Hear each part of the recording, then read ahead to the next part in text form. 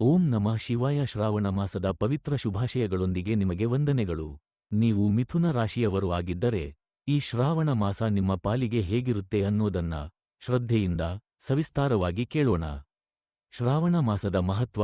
ದೇವತೆಗಳ ಕಾಲ. ಶ್ರಾವಣ ಮಾಸ ಎಂದರೆ ಶಿವನ ಕಾಲ. ಈ ಸಮಯದಲ್ಲಿ ಭಕ್ತಿಯಿಂದ ಮಾಡಿದ ಪ್ರತಿ ಕರ್ಮ, ಪ್ರತಿ ಉಪವಾಸ, ಪ್ರತಿ ಪ್ರಾರ್ಥನೆ ದೇವರಿಗೆ ನೇರವಾಗಿ ತಲುಪುತ್ತದೆ ಎಂದು ಪುರಾಣಗಳಲ್ಲಿ ಹೇಳಲಾಗಿದೆ. ಈ ಒಂದು ತಿಂಗಳು ಆತ್ಮಶುದ್ಧಿಗೆ, ಮನಸ್ಸಿನ ನೆಮ್ಮದಿಗೆ ಮತ್ತು ಭವಿಷ್ಯವನ್ನು ಬದಲಾಯಿಸುವ ಶಕ್ತಿ ಹೊಂದಿದೆ. ಮಿಥುನ ರಾಶಿಯವರೇ, ನಿಮ್ಮ ರಾಶಿಯ ಮೇಲೆ ಈ ಬಾರಿ ಶ್ರಾವಣ ಮಾಸದ ಪ್ರಭಾವ ಶ್ರೇಷ್ಠವಾಗಿದೆ. ಚಂದ್ರನ ಸ್ಥಿತಿ, ಬೃಹಸ್ಪತಿಯ ದೃಷ್ಟಿ ಮತ್ತು ಶನಿಯ ಸ್ಥಿತಿಯಲ್ಲಿ ಇರುವ ಶಕ್ತಿಯು ನಿಮ್ಮ ಬದುಕಿಗೆ ಹತ್ತಿರದವರೊಂದಿಗೆ ಹೊಸ ಅನುಬಂಧವನ್ನು ತಂದೀತು. ಈ ಎಲ್ಲಾ ದಿನಗಳಲ್ಲಿ ನೀವು ಪ್ರಾರ್ಥನೆ ಮಾಡಿದರೆ ದೇವರು ನಿಮ್ಮ ಬಾಳಿನ ಮಾರ್ಗವನ್ನು ಸ್ವತಃ ತೆರೆದುಕೊಡುತ್ತಾರೆ. ಉದ್ಯೋಗ ಮತ್ತು ವೃತ್ತಿ. ಬೆಳಕು ಕಾಣುವ ಕಾಲ. ಮಿಥುನ ರಾಶಿಯವರು ಬುದ್ಧಿವಂತರಾಗಿದ್ದಾರೆ. ಕೇಳಿದ ಮಾತಿಗೆ ಉತ್ತರ ಸಿದ್ಧ. ಸಮಸ್ಯೆ ಬಂತು ಅಂದ್ರೆ ಬದಲಾವಣೆ ಮಾಡಿ ತಕ್ಷಣ ಎದಿಗಾಲು ಇಡುವ ಶಕ್ತಿಯಿರುವವರು. ಈ ಶ್ರಾವಣ ಮಾಸದಲ್ಲಿ ನೀವು ಕೆಲಸದಲ್ಲಿ ಹೊಸ ಅವಕಾಶಗಳನ್ನು ಕಾಣಬಹುದು. ಹಳೆಯ ಯೋಜನೆಗಳು ಪೂರ್ಣಗೊಳ್ಳುವ ಯೋಗ. ಹಿರಿಯರ ಮೆಚ್ಚುಗೆ ಸಿಗುವ ಸಮಯ. ಕಡೆಯ ಒಂದು ವರ್ಷದ ಸಂಕಟ, ಗೊಂದಲ ಕಳೆದು ಹೋಗುವ ತಾಕತ್ತು ಈ ಮಾಸದಲ್ಲಿದೆ. ಕಲ್ಪನೆಗಿಂತ ಹೆಚ್ಚು ಬೆಲೆ ಬರುವ ಅವಕಾಶ ದಾರಿ ಕಾಯುತ್ತಿದೆ.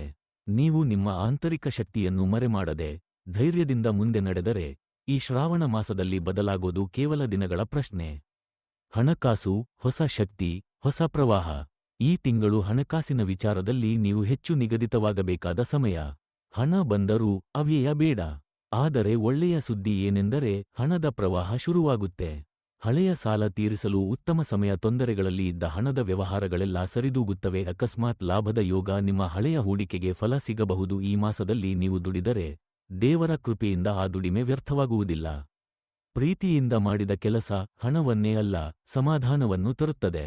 ಕುಟುಂಬ ಮತ್ತು ಸ್ನೇಹ, ನೆಮ್ಮದಿ, ನವಶಕ್ತಿ. ಈ ಶ್ರಾವಣ ಮಾಸದಲ್ಲಿ ಮನೆ ನಿಮ್ಮ ಶಕ್ತಿ ಕೇಂದ್ರ.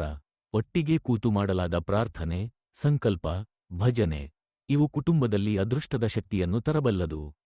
ಮಕ್ಕಳಿಗೆ ಉತ್ತಮ ವಿದ್ಯೆಯ ಯೋಗ. ದಂಪತಿಗಳ ನಡುವೆ ಒಳ್ಳೆಯ ಟೈಮ್. ವಿವಾಹ ಯೋಗ್ಯರು. ಈ ತಿಂಗಳು ಸಂಬಂಧ ಉಂಟಾಗಬಹುದು. ಸ್ನೇಹಿತರಿಂದ ಸಹಾಯ. ಮನೆಗೆ ಉತ್ತಮ ಸುದ್ದಿ. ನೀವು ಪ್ರೀತಿ, ಶ್ರದ್ಧೆ, ಭರವಸೆಯಿಂದ ನಡೆದುಕೊಳ್ಳಿದರೆ ಈ ಮಾಸದಲ್ಲಿ ಮಂತ್ರಗಳು ನಿಮ್ಮ ಮನೆಯೊಳಗೆ ಶಕ್ತಿ ರೂಪದಲ್ಲಿ ಕೆಲಸ ಮಾಡುತ್ತವೆ. ಆರೋಗ್ಯ. ಶಕ್ತಿ, ಚೈತನ್ಯ ತುಂಬಿದ ಕಾಲ. ಮಿಥುನ ರಾಶಿಯವರು ಚಿಂತೆ ಮಾಡುವ ಸ್ವಭಾವದವರು. ಅದರ ಪರಿಣಾಮ ಆರೋಗ್ಯದ ಮೇಲೆ ಆಗಬಹುದಾದ ತೊಂದರೆ. ಆದರೆ ಶ್ರಾವಣ ಮಾಸ ಮನಸ್ಸು, ದೇಹ ಈ ಮೂರು ಆಯಾಮಗಳನ್ನು ಶುದ್ಧಗೊಳಿಸುವ ಕಾಲ.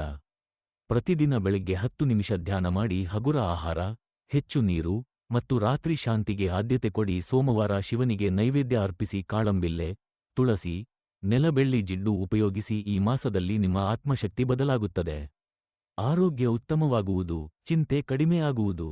ಆಧ್ಯಾತ್ಮಿಕ ಬೆಳಕು. ದೇವರ ಅನುಗ್ರಹ ಪಥ. ಈ ಶ್ರಾವಣ ಮಾಸದಲ್ಲಿ ಮಿಥುನ ರಾಶಿಗೆ ಶಿವನ ದೃಷ್ಟಿ ತುಂಬಾ ಶಕ್ತಿಯುತವಾಗಿದೆ. ಬೃಹಸ್ಪತಿಯ ಅನುಗ್ರಹವೂ ಇದೆ.